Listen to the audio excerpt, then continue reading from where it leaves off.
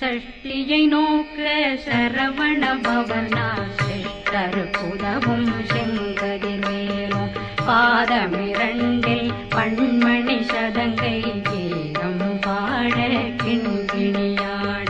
சஷ்டியை நோக்க சரவண பவனார் சிஷ்டருக்குதவும் செங்கதிர்வேலும் பாதமிரண்டில் பண்மணி சதங்கை கீதம் பாட கிண்கிணியாட